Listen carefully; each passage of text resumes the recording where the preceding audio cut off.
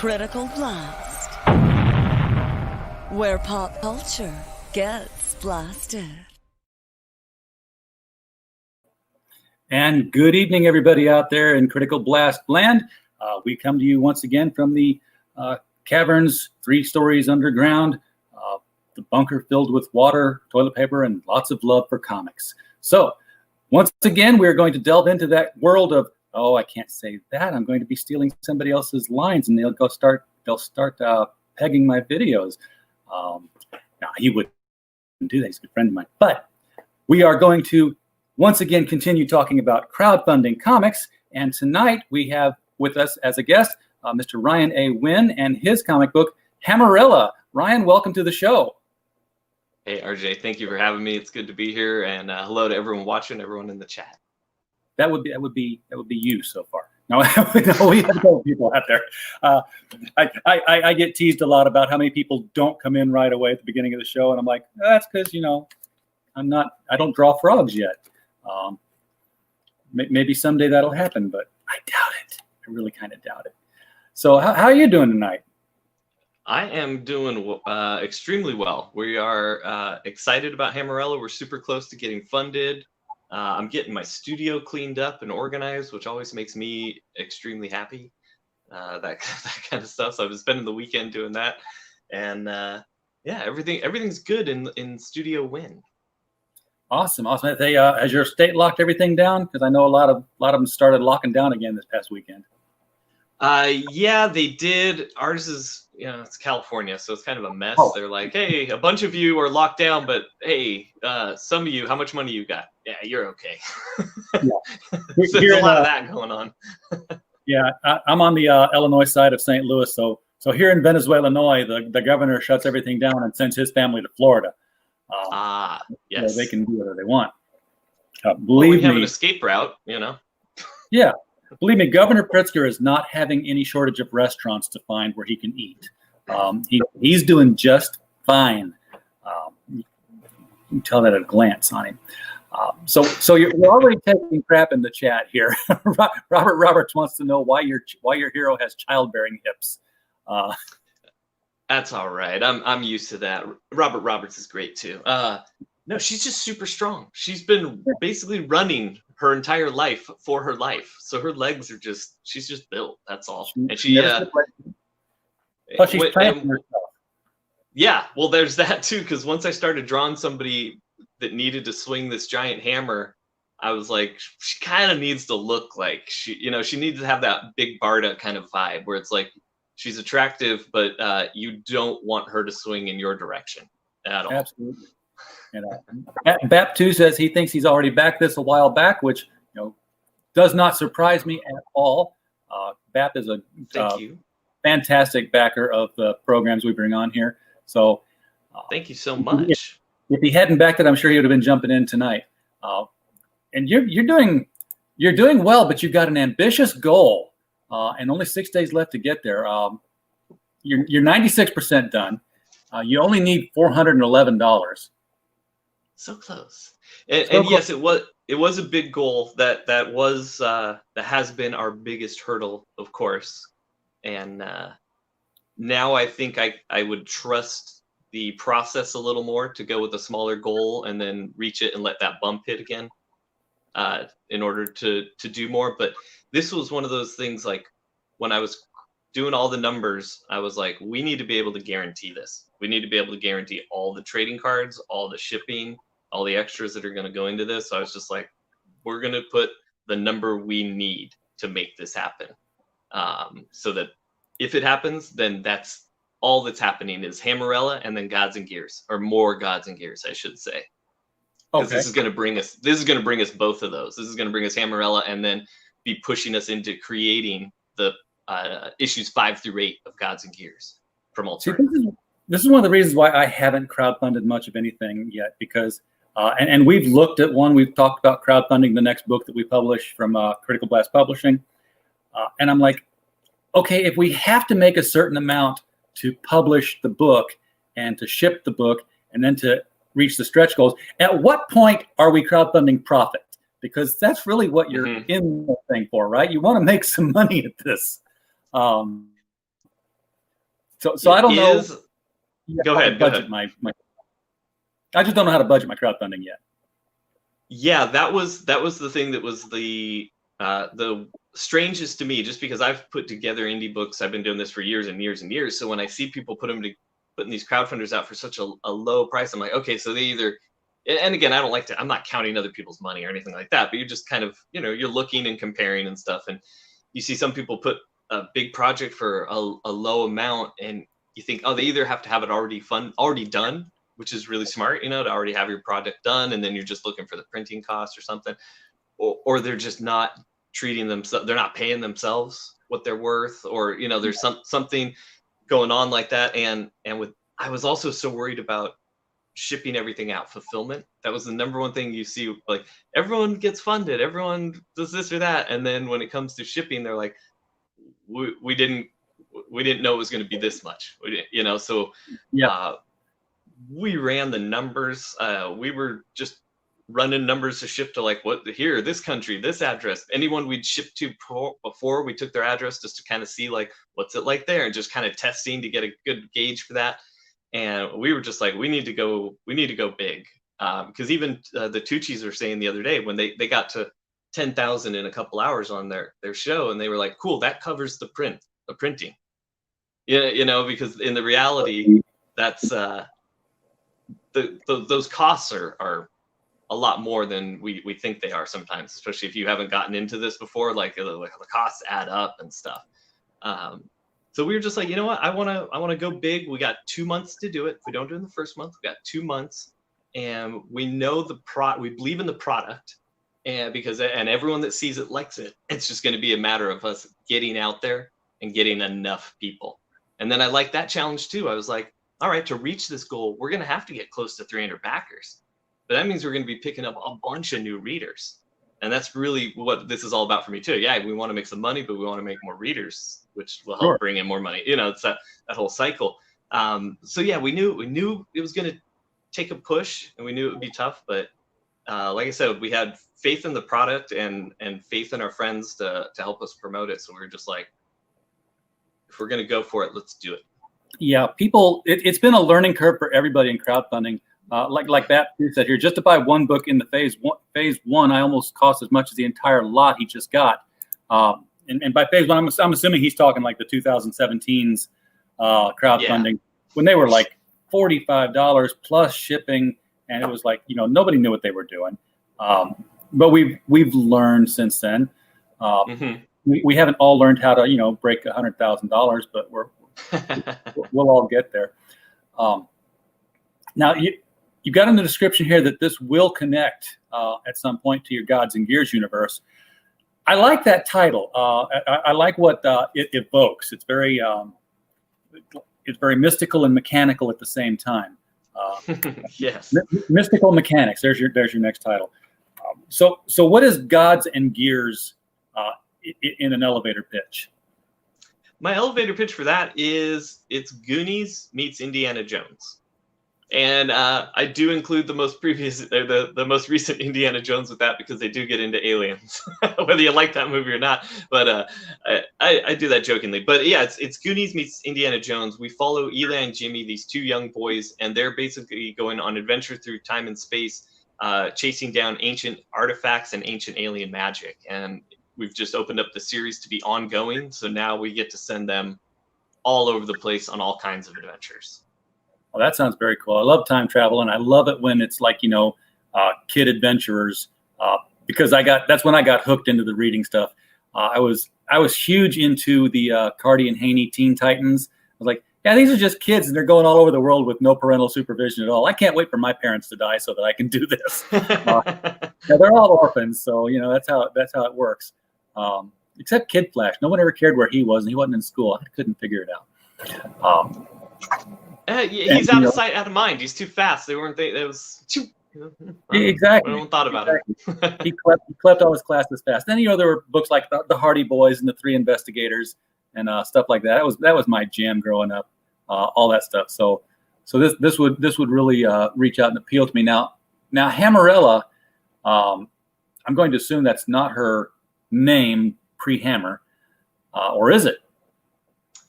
Well, that's one of the things we're still kind of revealing in the book is a little her connection to the Gods and Gears universe, and then that'll kind of play into her name and stuff like that too. I do have a couple clever readers that have already started to put pieces together. They've dove back into their Gods and Gears issues, and or they're trying to figure things out. But I'm not gonna give away all the answers yet. So, All right. But oh, sorry. Go ahead. No, it's fine. Keep going. Oh no, but we will establish her connection to the Gods and Gears universe in this. She won't be meeting any of the main characters or anything quite yet. That's down the line. All the characters from these one shots that we're going to do, they are eventually going to come into the Gods and Gears universe, probably 20-25 issues in, so we can have a big old battle with everybody involved. Oh, very cool. Yeah, but we will reveal her connection in the story. That will definitely be revealed. A crisis of the gods. Eric Kent's going to back it later this week. Eric, you got 6 days left, man. Don't forget about it. Do like I do, and put a big sticky note on your monitor that tells you all the projects you're looking at and what day they go out. So I do the same because I often think I have backed something, especially during like Pete's open mics that he does. I'm running the mods and doing links, and I'm usually doing something stupid on the show too. So I think I'm like, hey, what's his John Harvey's Magna? That's great. I backed it, or whatever book it is. I'm like, hey, cool. And then they say something. I'll see a tweet 3 weeks later, like, hey, we only got a couple days left. And I'm like, hey, what perk did I get? And I'll go look, and I'm like, oh, geez, I didn't back it yet. Oh, here I'm telling people I backed it. So I've had that happen a handful of times. So now I'm like you. I got the Post-it note as soon as I see it, and I do a little checkbox for if it's if I get on the email, or did I get a perk, or is it on my wish list? So I can keep track of it all. I hear fun, that. But there's so much. I've not backed as many things as I've wanted to back. I've referred a lot more than I've backed, which, I'm doing my part. I figured out that I used to run these shows and I would say, okay, we'll go to the Indiegogo page and then copy this big URL at the front here at the top bar and put it in the description. You'll notice, folks, in the description, the first thing is a link to this Indiegogo campaign. Click on it, go out there, throw money at it, and get a book. That's right. But then I found out if you take the link from this chain link thing over here, well, then it knows that I'm the one who sent the person. And now I've got this referral list going. It's like, oh, I have an impact I'm making. I didn't know that. That's fantastic. I mean, I always use that link for everything, but I didn't know that that's how it collected the data like that. That's fantastic. See, if you go to the My Contributions link down from your thing here, see, these are the contributions I've had most recently. But then there's this referrals tab. And if you click on that, it shows you each title and how many backers have come to you from your links. Now, these are total dollars, so it's not like 2 times 90 or 2 times 85. It's like out of these 2, you've raised 85 for this. But another Hammer story, no doubt, featuring a female protagonist, Hammer by Jay Krager. So, my good buddy. This is in the zeitgeist right now. We spent a year saying we hated female Thor. Let's make some. That's been my biggest hurdle that I didn't make clear in the beginning, that she definitely is not female Thor. That it's not an analog. Her hammer isn't Mjolnir. It's nothing. It's the only similarity is demigods, gods, and a big hammer. But so I had a bunch of people that when I went on live streams, they were like, oh, that's what it's about? Oh, okay, I'm in. That's great. I just thought it was female Thor. And I was like, whatever, female Thor. So I was like, okay, I need to really, because in your own head, when you're creating it, that. You're like, oh, it's not female Thor. But the visuals are female Thor, basically. Yeah, so there's multiple gods and there's multiple hammers. You can have gears of hammers in the future, like X of Sword. Everybody gets a sword. Everybody gets a hammer. You get a hammer. Well, you've got a video on this, so before we get into finding out exactly what this hammer is, let's take a look at the production and see what we've got. All right.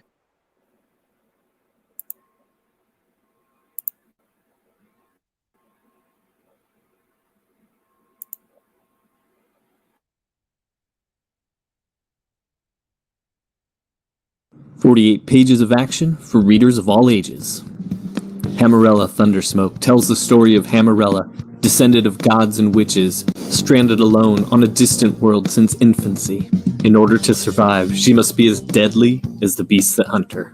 When she finally escapes, she finds herself in the midst of a galactic war. Will she live long enough to find her true home? Back the book to find out, and help us extend the Gods and Gears universe.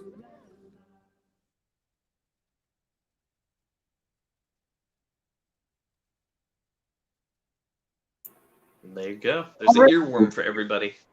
Short bit. Hammerella. Yeah. What'd you do? Sing that yourself or hire some people to do it? That's all me. I did all the music and all the voices and stuff. Not bad. Not bad. It's more than a lot of people don't. I've seen a few that have theme songs but they're all heavy metal, and my ears aren't attuned truly to heavy metal. It all sounds the same. It all sounds the same. Hey, that's a good song. I'm gonna clip that, and I'm gonna add some guitar to it. Go for it. Take it. That's all I do on this show is I throw out ideas and let people run with them. And, all right. And watch it all happen. So what is the difference between Hammerella's hammer and the hammer everybody thinks it is? So in our world, our gods and our demigods, they aren't really based on any of the Norse gods or any of the Greek gods specifically. I obviously drew inspiration from the ideas of those, and I'm obviously inspired by people like Jack Kirby, who are looking at those old works and drawing inspiration from them. But ours it's really more of I guess they did this in the Marvel movies, but it's more like ours are aliens instead of sort of like deities of creation that deal with the levels of creation on Earth. It's more like these are aliens that we're dealing with, and they have their own magics and things like that. Everyone in our world, there's different types of magic and machines, and everyone's always trying to get them. Hammerella is she is half demigod and half witch, and I'm really excited about this part of the story.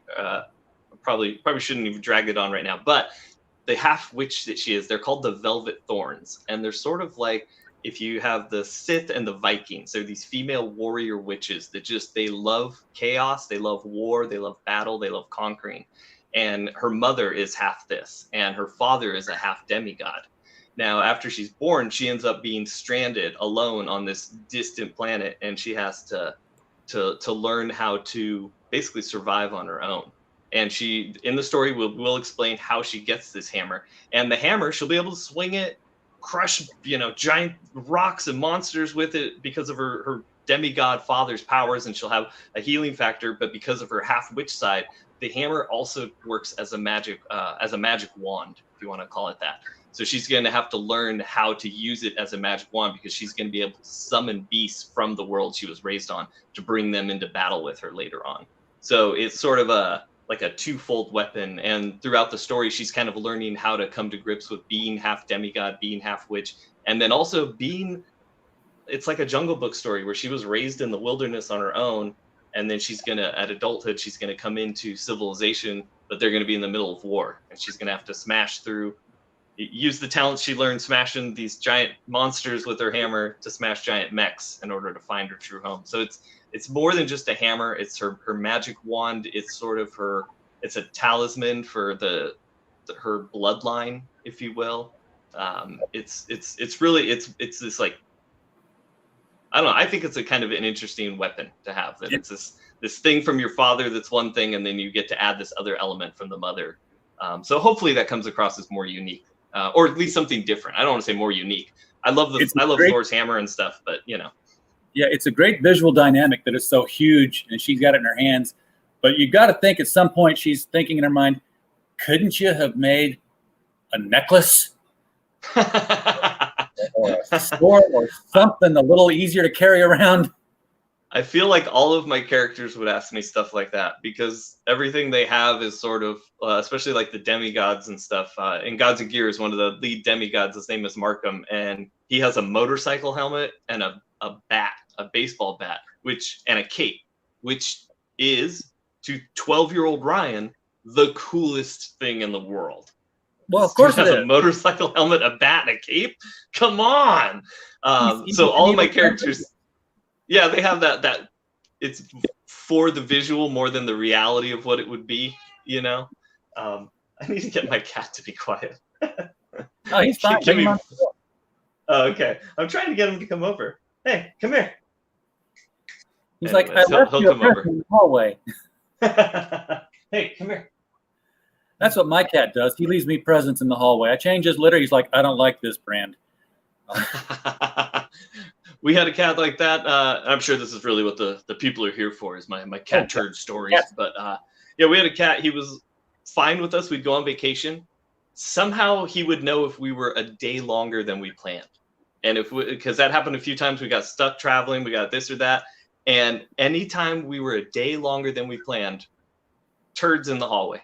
It's like, yep. How did you? But if we came back on the day we planned, I wasn't discussing this with him. I never taught him how to use a calendar. I don't know what happened, but Turd City. Our cat before this one, unfortunately, when this one got fixed and declawed, the vet said, you want to do them both at the same time? And stupid me thinking, hell yeah, I don't have to come back. And apparently the vet we have now says that was stupid. And no vet should have done that who's licensed, because you keep them out so long, the anesthetic does brain damage the cat. So my cat is a special cat. He doesn't know any better things. He will look at the litter box and walk past it and pee somewhere else. But he'll poop in it all the time. He knows where it's at. He'll poop in the litter box, but he'll pee wherever he wants. And it's apparently just not his fault. Wow, I didn't know that. I mean, it makes sense, I guess. He's just a brain damaged cat. Our last cat before him was a genius cat. She would love it when we went on vacation, because we would make sure that everything was turned off, and then we would come back and find her in the middle of our bed, and we'd seen her put her paws on the switch for the electric blanket, and she would turn it on and heat that whole bed up, and she would just, I swear one time we needed a snow shovel to get her off the bed because she had flattened it so much. She was a Persian cat, and she got up and she was just flat on one side, iron flat in the heat of the blanket.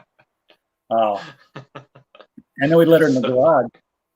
We'd let her in the garage in the summer because she liked to go out there where it was a little bit warmer and just kind of walk around. And she learned how to jump up on boxes and ring the doorbell when she wanted to come back in. So that's awesome. We went from a genius cat to Forrest Gump. He just felt like purring. One day I just started peeing and I didn't quit. I peed from one coast to the other coast and then back again.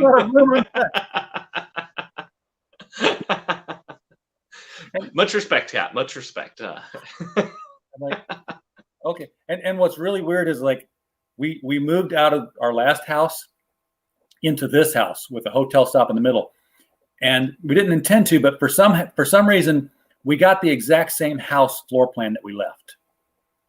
It's like we put our furniture in it. We said, we're in a new house, and our friend said, did you move back in? Like, nope. It's like we just picked the house and put it somewhere else. We found a clone. He found all his usual haunts and he reinitiated them. So. So his any corner he had, he knew. Like any. Exactly. Says, this has been cleaned up. Let me fix that. Yeah, I had friends that moved. Sorry, I know we're drifting from comics, but I have friends that moved from an apartment to the one next door, and it was a mirror of their last place. That would drive me crazy. Weird. It was weird, just as a friend walking in, you're like, I feel like I'm disoriented. Yeah. The thing that drives me nuts about this house is that it's the exact same floor plan minus an inch. Like it got squeezed in, like they grabbed the corner and dragged it in just a little bit. So like all the hallways aren't quite as wide. And the light switches and plugs are not in the same place they were. So I've been in this a year and a half, and I still smack the wall trying to turn a light switch on that's not there. And I dirt smudges where you've been pretending there's a light switch. Yeah, I'm wearing the paint down. Awesome. But I have a basement, and I didn't have a studio before, which studio's fancy word for basement in my terms. But so let's look at these. Let's look at what we're talking about here, really tonight, which is not cat pee. We're I promise we're not pulling up cat turds, folks. No. We'll leave all the cat talk to certain other comic creators out there in the mainstream that like cats. So the featured tier on this one, and it would look. Oh yeah. I'm doing it again. I'm looking at my monitor like you can all see it, and I'm not sharing it. The featured tier on this one is $50, and this is a lot of comics. This is all 4 issues of Gods and Gears. This is the Hammerella book. Now, this Hammerella book, explain the size on this one, because this isn't your typical floppy. No, and even though we're associated with Alterna and Gods and Gears is on newsprint, this is going to be a perfect bound semi-gloss book. It's going to look really nice on your shelf. This is going to be more the collector's item level production on this, where the Gods and Gears issues that come with it. I love newsprint, but it's a simpler, less expensive process. So you're going to get the 4 issues. You're going to get a little mix of what we have to offer with that. And we are throwing in, I might be jumping ahead of what you want to discuss, but we are throwing in a short story with Dean Kotz, who's our regular series artist on Gods and Gears. And we're putting in the 12-pager that was our original sort of 0 issue for Gods and Gears. We're going to be throwing that in there as well. And that's the first time that's going to be seen on semi-gloss paper in a perfect bound form. Very cool. So you're going to have the 12-page story, and then you're looking at adding 16 more pages on top of that.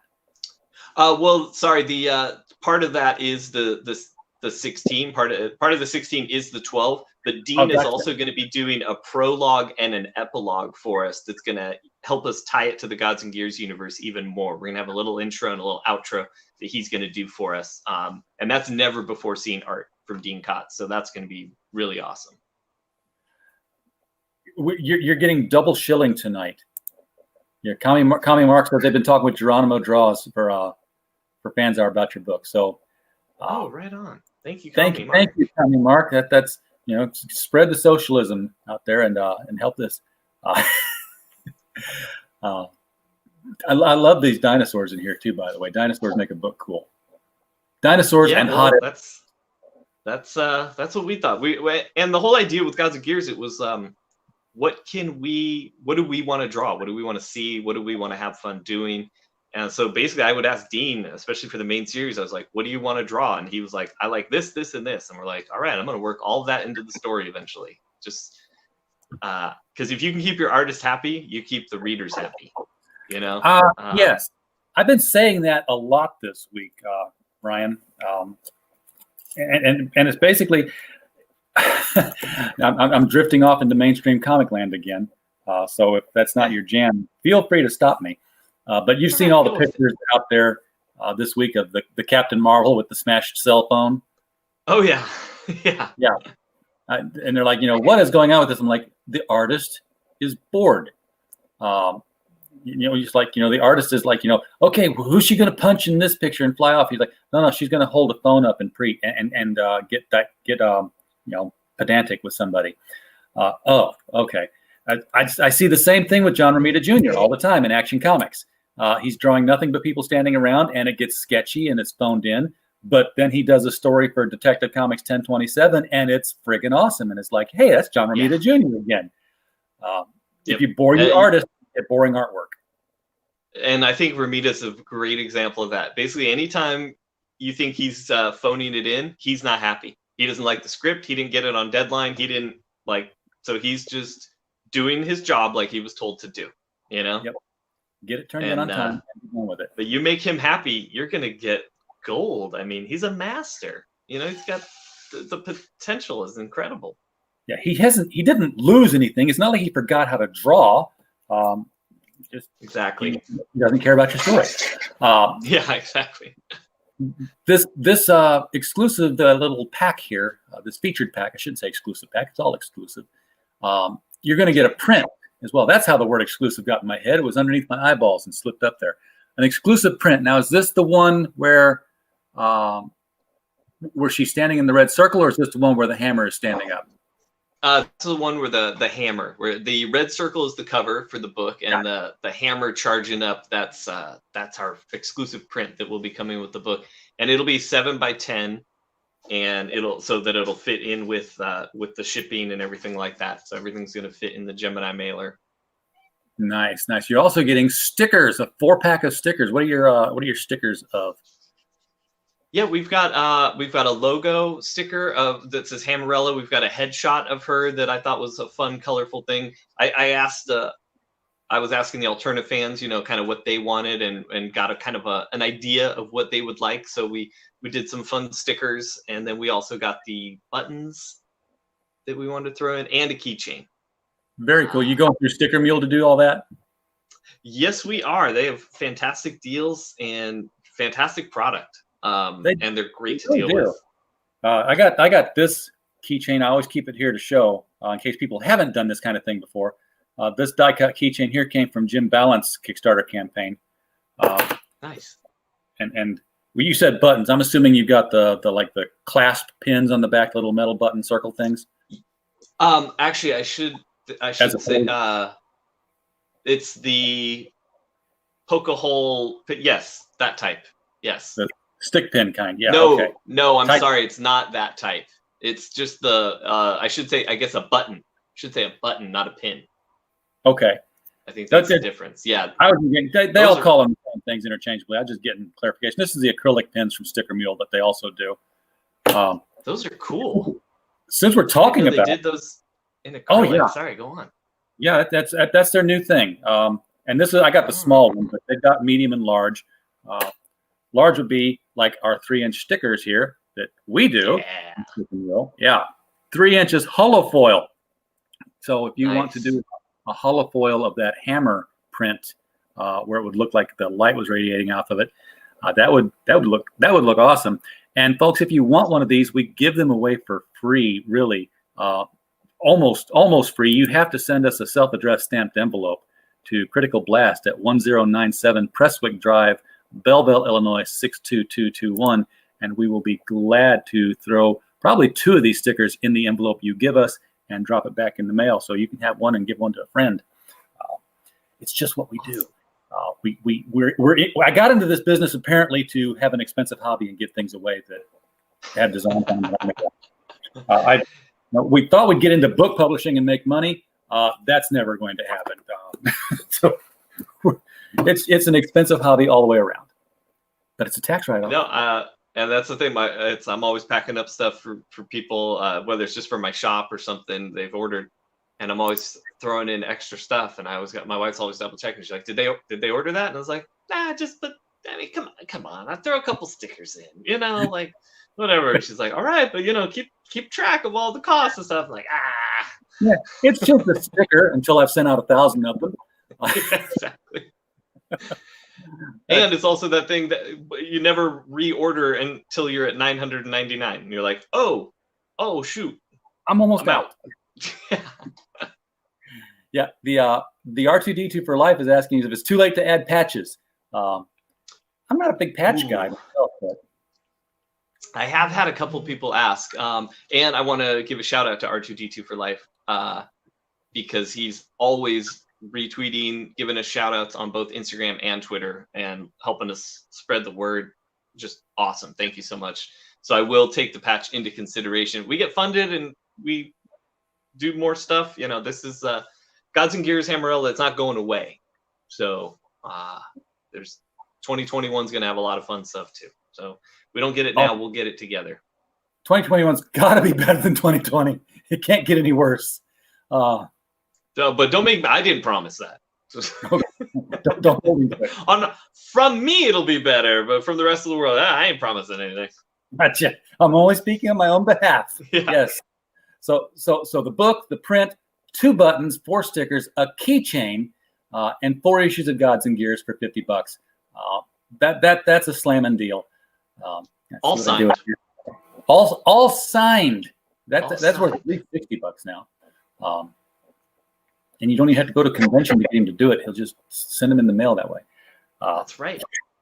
We won't jinx you, Dark Admiral March Hare. We're going to pretend that I don't know. I sincerely think that I have this nightmare that I get to the end of December and I flip the calendar and it says January 2020. It's like Groundhog's Year. Oh no! Oh no! Although I wouldn't mind waking up like Bob Newhart and it being January 1st, 2020, saying, I had this weird dream.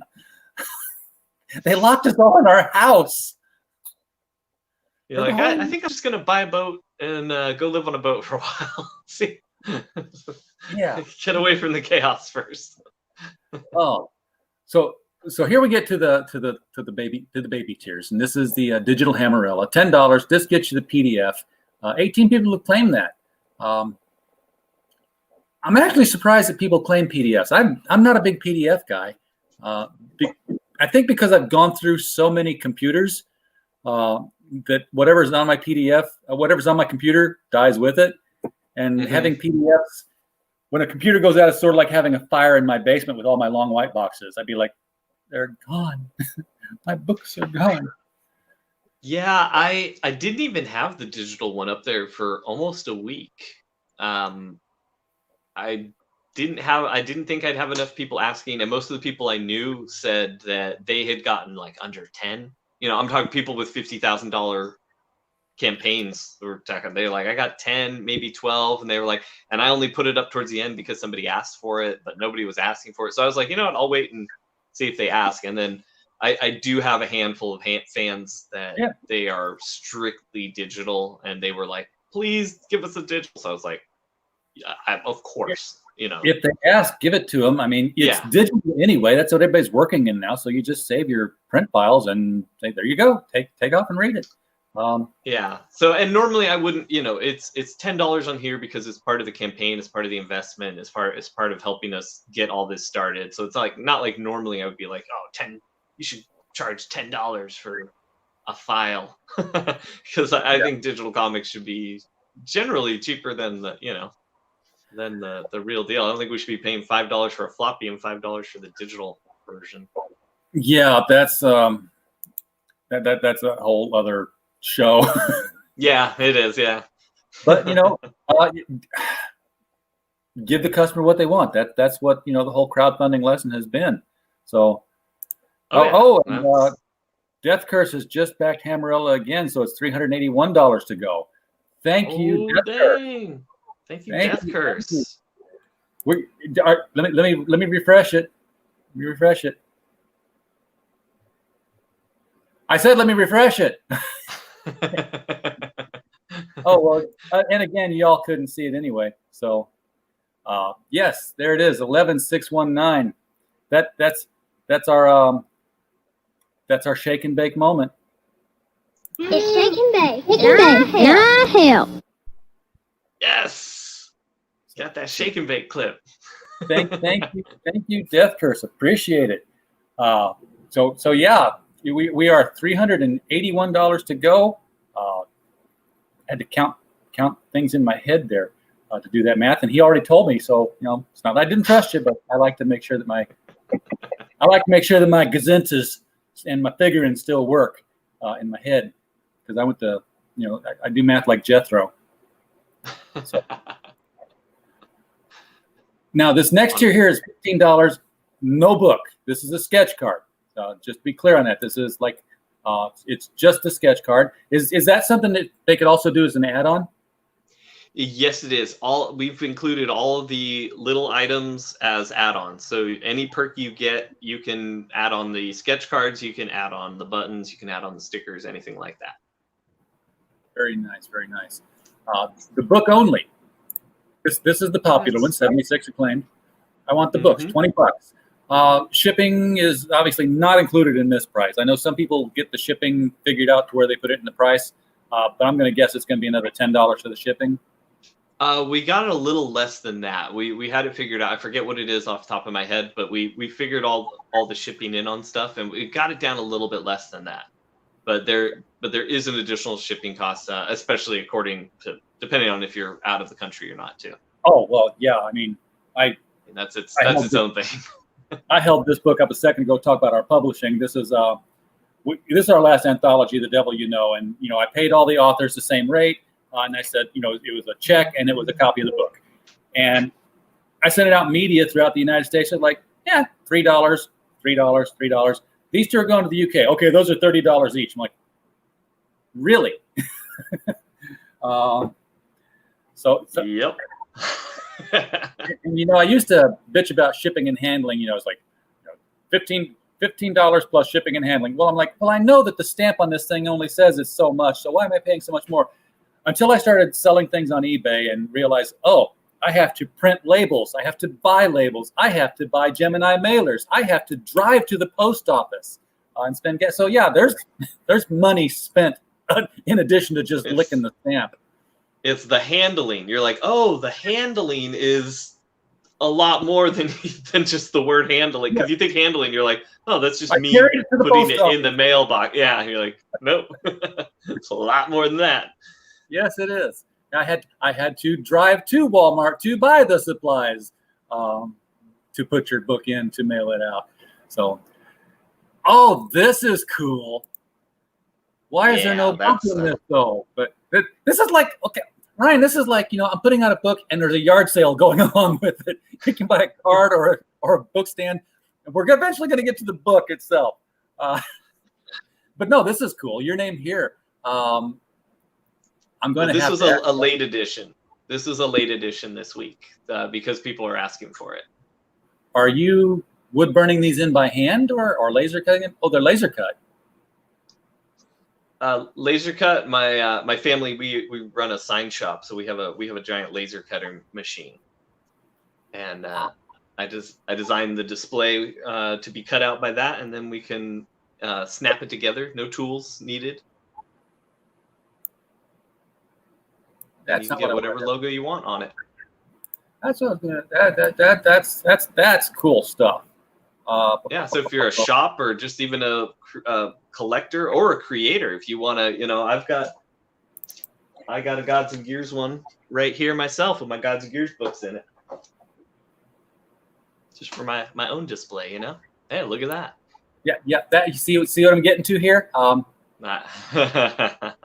made sure we made a black and white version of the logo a long time ago. We made a black one, and then we made a white one as well. Made the white one for the windshield stickers to show up against darkness. And we made the black one because every year, and it's coming up on us now, so watch for it in January, we do the best of the previous year, the best of movie, the best television, comics, and our cosplay bombshell of the year is voted on. We have a bombshell of the month every month, and we vote on those. And that gets engraved onto the trophy. So I provide that to our trophy engravers because, we provide a real trophy for all these people. Awesome. And sometimes they even say thank you back. Sometimes. I've got a real nice, can't believe I'm saying this, but we got a real nice letter from Lucasfilm because the first years we did it, the Force Awakens had just come out, and Daisy Ridley was selected by the readers, not by me, as best actress in a movie for that year. So opinions have swung wildly since then. But we did send it to her, and she Lucasfilm wrote us back. So I felt very fulfilled with that. That feels like a legitimate moment, Yes, exactly. And, it's not a cheap little trophy. It's a nice little stand-up kind of thing. Trucker hat and ringer tee for Gods and Gears. Hey, this is cool now. For $40, you get your T-shirt and your hat. Again, another item asked for by the readers. I specifically said what type of hat, and 9 out of 10 people was trucker hat was the answer. And, now, this is... Go ahead. This is cool stuff to have, though, because when you do hit the goal, you can go in demand. And even if you run out of the book and take it out there, you can have an in-demand store now for your Gods and Gears T-shirts ad infinitum. Hey, I want to get a T-shirt. Go over here. Pick it up from here. Exactly. That's what I love about the Indiegogo page. It's so... I don't know, intuitive to me as a creator selling work. And then even when I'm scrolling through shopping, I love the options. I love that you can build it like a shop after the campaign. All of that stuff is just fantastic. So, hey, we're finally selling a comic book, but it's not not Hammerella.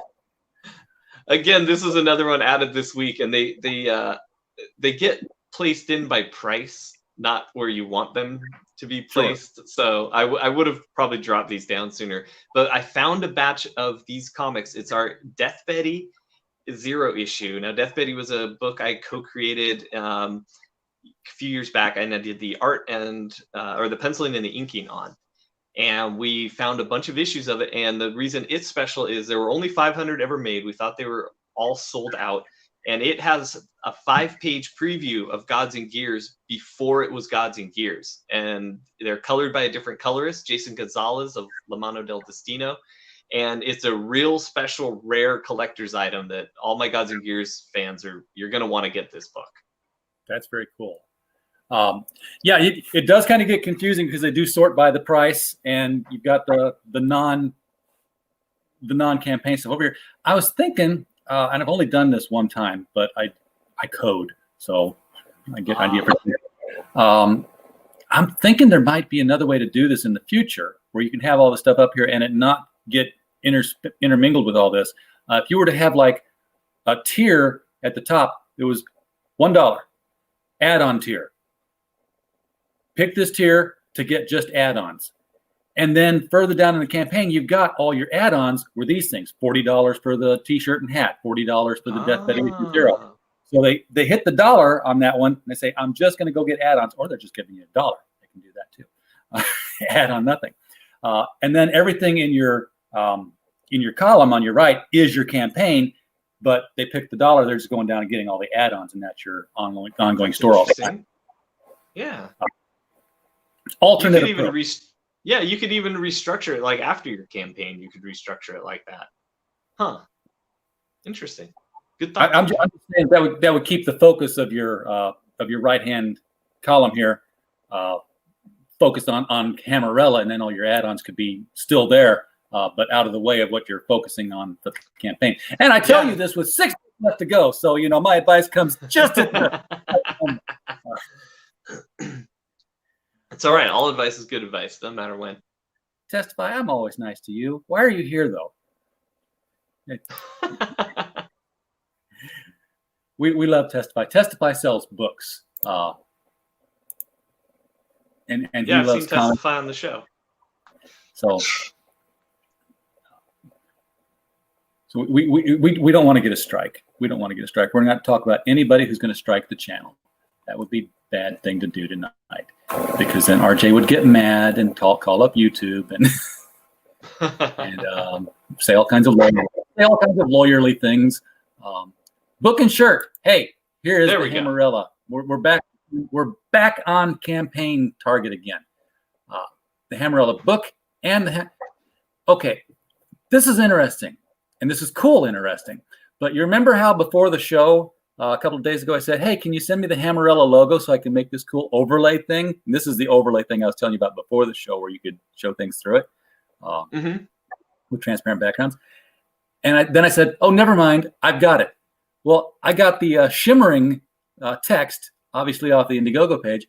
You've got a baseball team style Hammerella on the jersey, which is perfectly fitting. And when we ran the video earlier, you had a more comic book masthead style of Hammerella. So like, he's got 3 different damn logos going on here. I couldn't decide. I mean, obviously the baseball one was for the baseball tee. I mean, so that's to that. But the more comic booky, the yellow and orange one was our original logo. And I kind of like those classic like looking logos. I mean, Gods and Gears is kind of got a kind of 70s, 80s Marvel kind of logo design to it. It looks like it'd be the title for a Jack Kirby book. Yeah, something like that. And that's kind of what the original Hammerella logo was. And then I ended up switching the cover to that image where she's standing there with the hammer above her head with the red circle behind her. And it just didn't fit. It clashed. It looked like 2 different styles, but I still liked them both. So I was like, you know what? We'll make the fun one the sticker, because I don't actually think the one for the cover itself, unless you've got it with the shimmering or the holofoil sticker, it's just it's a little plainer. Let's make the one sticker a little punchier, a little funner. You put it on your laptop, it's got color and punch and stuff like that. So I was like, you know what, we can use them. I'm sorry, go ahead. Sometimes basic is best. There's nothing wrong with Arial. It's a perfectly readable font. Exactly, yeah. And so, yeah, it was just that case of like, okay, so it's what works best isn't what I had it intended. So I had to let that go. And then I actually do like the way everything's turned out. So it was kind of cool. All right, I let that go and it's turned out for the better. Oh, now this is nice here. Look, you got the book and the display thing together. Oh, look. Now I've got to scroll back because now go ahead. This was $30. Your name here. Now this is different than this one here that says Gods and Gears.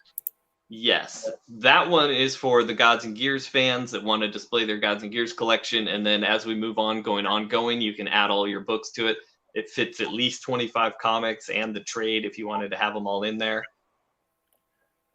That's very cool. Now my other question is going to be quickly here. This is obviously die cut around the logo. Yes.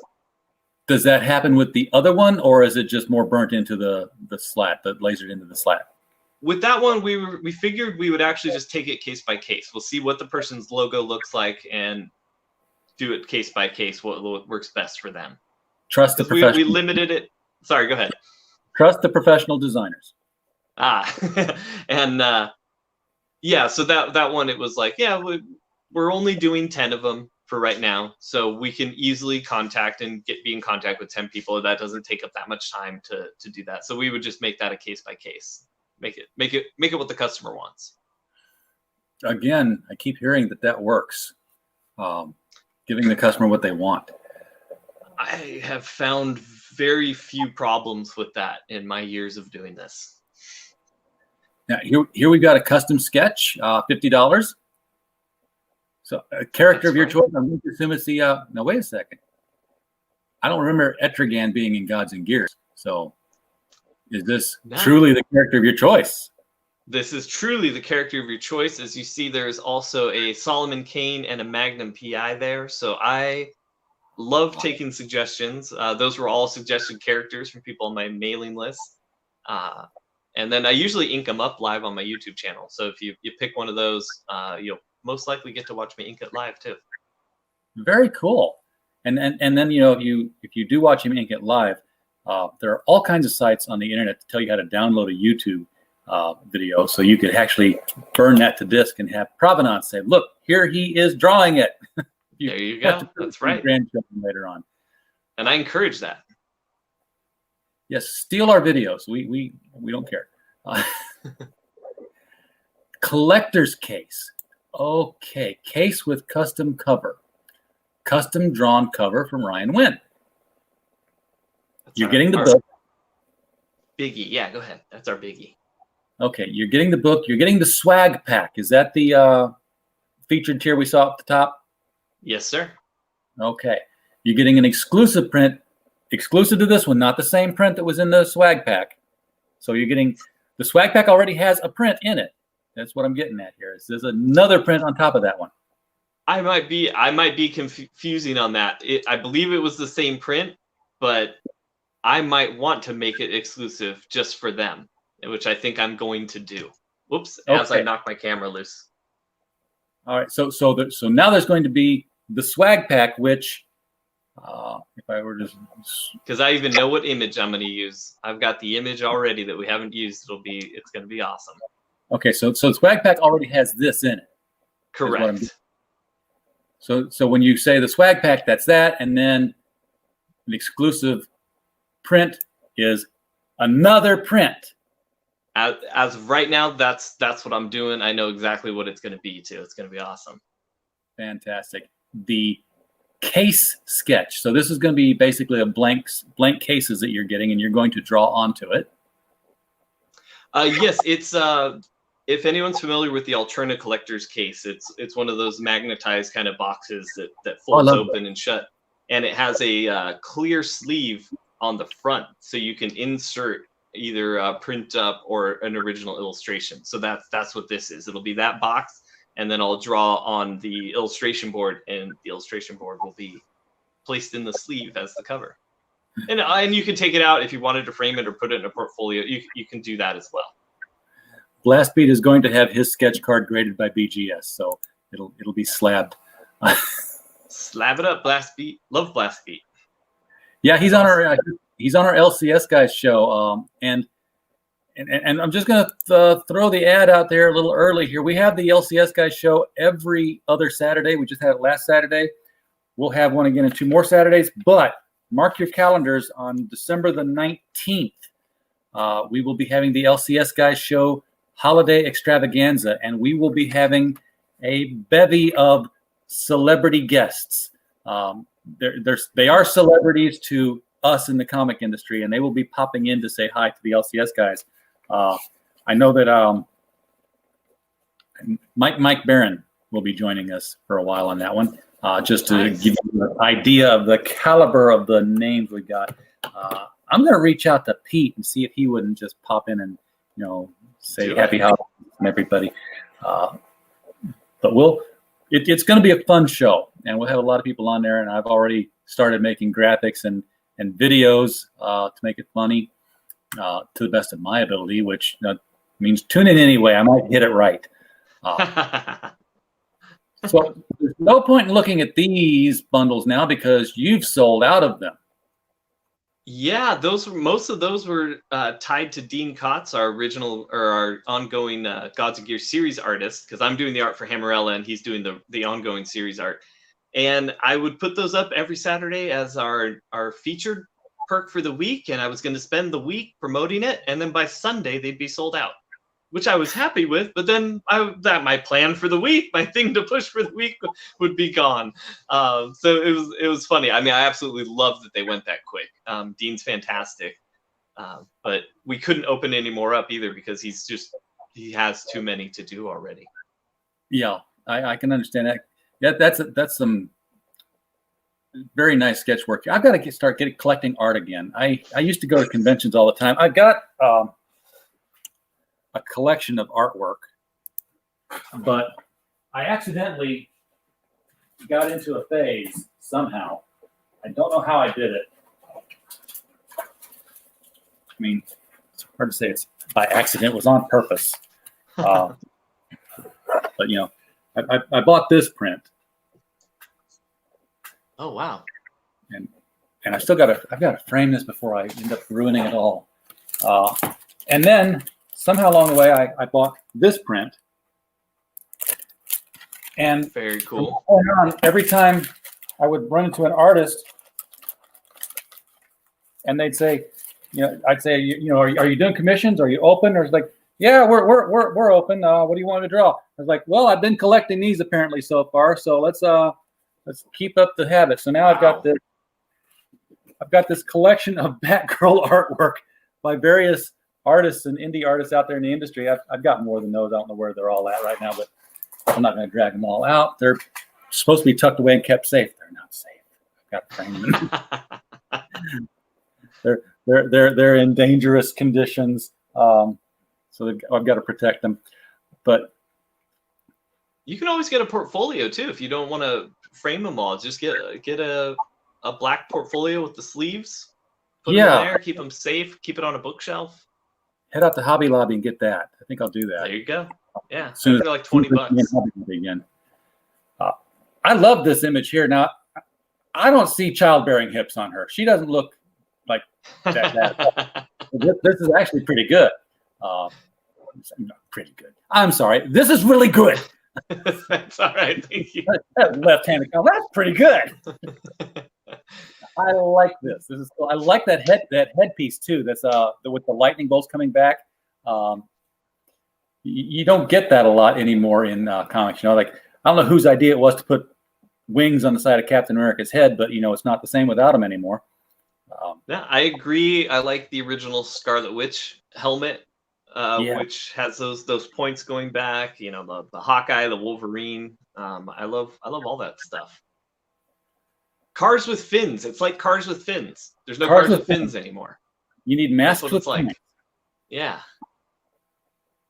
So I'm looking at the artwork here now. This looks like a fiery phoenix coming after her here.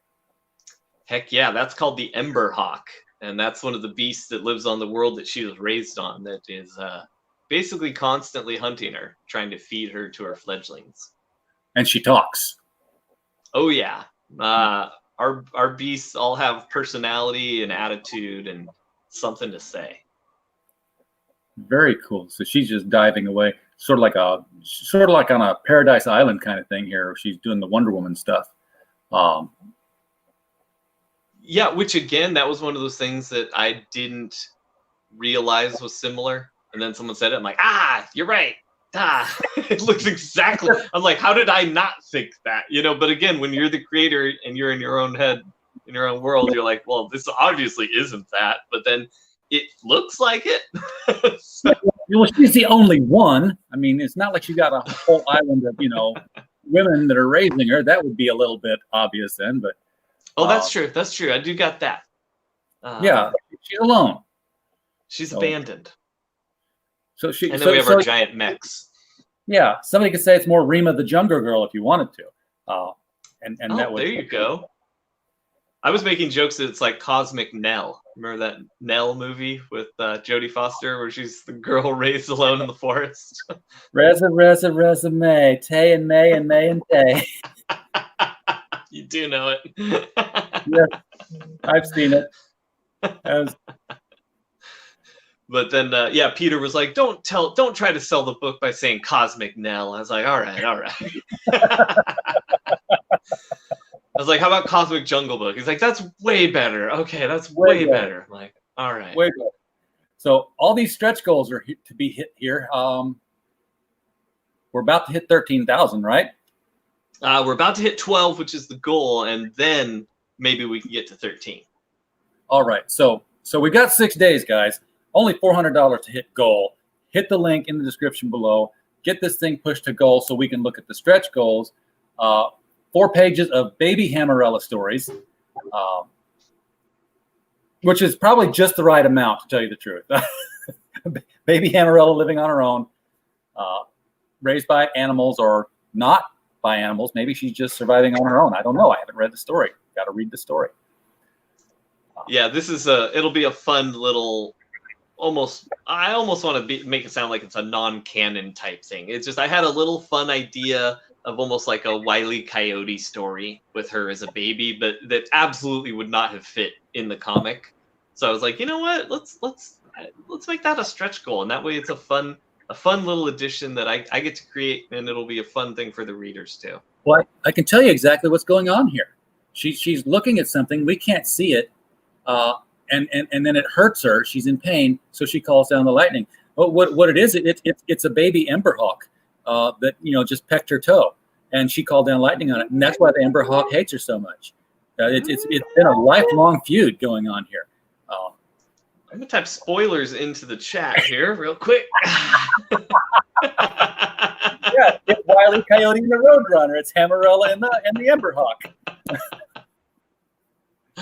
I love it. Pretty much. That's pretty much it. Oh, okay. Well, this is why I try not to ask questions about story anymore, because people come in and give me the elevator pitch. I'm like, well, okay, but if his superpower is karma, what happens if he goes against a villain who's very balanced? He's like, for every bank he robs, he helps an old lady across the street. Then he doesn't have karma. He says, you're trying to get us to tell you the story, and we don't want to tell you the story. Like, oh, okay. My bad. I'm a writer. That's hilarious. No, that's there. And you get creative questions when you think like that too, though. But you don't always get the answer you want. No, you gotta be careful and accept what they give you. $15,000 stretch goal. It's not too far away. That will give 8 pages to the story. I'm assuming you're not going to have to pad it. You're just going to basically able to get more action panels into the story that you've already got. Yeah, that's what I was thinking, because there's a lot of pages where I have a half-page, like, big panel on the bottom that would look really, really cool if it got to be a double-page spread. Oh, so it's things like that where it's not really going to impact the story as much as the excitement level of the story. Let's make that Because I happen. wouldn't necessarily even want to drag out talking heads. I try to make my exposition like nice and tight and simple. Like if it takes a page or two, there you go. But then let's get back to the action right after that. So I've been thinking the whole time since you've told me who Hammerella is. I know a demigod is half god, half human. And I looked at Google and I couldn't come up with a good answer. I'm like, what's the prefix for quarter if you're half a demi? Because she's technically a quarter god, quarter human, and half witch. Yeah, I feel dumb because I'm usually a research nut. Like I'm like a word nut too. Any word that's in association, I'm looking up the meaning of things. I can't believe I haven't tried to figure out, what's the breakdown of demigodery as you slowly wash it out of the bloodline. I don't know. Did you find anything? I did not find anything. I couldn't find a good prefix. I know people have done stories about the Nephilim and basically how they would kind of got breeded out, but that the gene was always there. It never got flushed away. And, they were saying, and now sometimes the Nephilim gene becomes dominant and these people show powers, which was a cool way of, showing superpower stuff happening. But never really got down to saying, well, that's because I'm, 1/112th. Actually, binary wouldn't have that. It'd be like I'm 256th of a demigod. So. Yeah. What's the 23andMe for cosmic deities?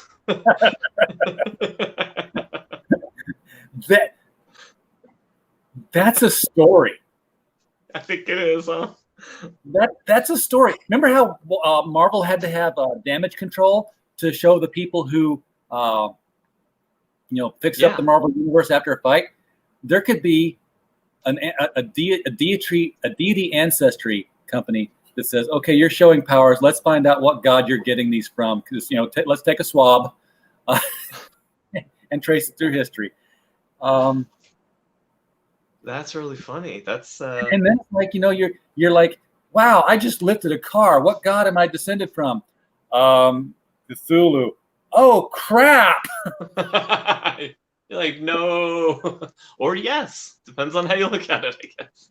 Yeah. I mean, but it's like, and some people, they're like, well, you've got some blood of Apollo in you here. Say, oh, that's great. Well, you can expect this over the next 10 years. Things are going to get a lot brighter around you because you're going to be, exhibiting sun god tendencies.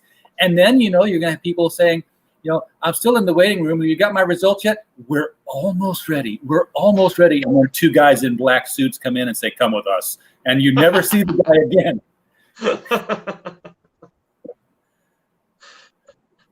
We just came up with a book, Ryan. We've got a crowdfunding sucker now. All right, so let's build the page right this minute. You back this project right now. I think we need to get a mailing list first. That's the best. All right, I'm getting ahead of ourselves. I'm getting too excited. Yeah, and what's going to happen is somebody in the chat's going to say, "Yeah, that is a book," and they're going to go out and do it, and I'm going to get nothing from it because this is the last I'll talk about it. But all right. Well, we have gone over our hour mark, which is just less of a rule than a guideline. But I think we covered everything on Hammerella. Is there anything about her that you've been wanting to tell people that I forgot to ask? Not really. The thing I've been most excited about recently was explaining her hammer because people wanted to know about it. And I get excited now talking about it because the response has been people getting excited. They're like, awesome. It's a magic wand that's also this hammer. You don't ever really see anything like that. You don't really see things that are designed for a physical presence that also exude something that like a wand is usually small and brings about magic, but now you've got this thing that it does physical damage as well as magical damage. And anybody can lift it, right? Anybody can lift it, right?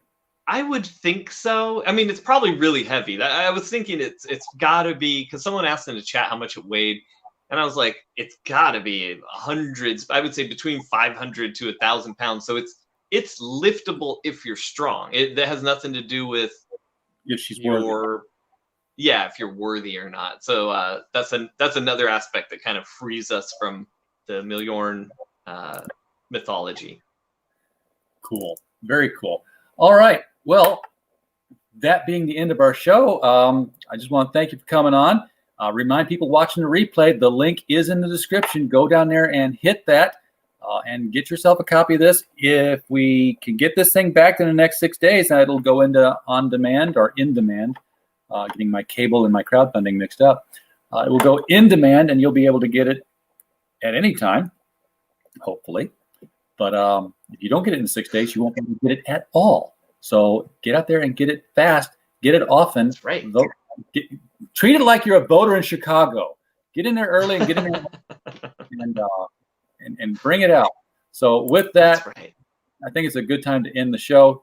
Folks in the chat, appreciate you being here. Hope to see you again tomorrow. Not sure what we're going to do yet, but I've got an idea. It's probably going to be something with Brian Cook, and that's Blast Beat ATX, and we'll be doing some market report stuff. So we will talk with you then. Good night. Awesome. Thanks, everybody.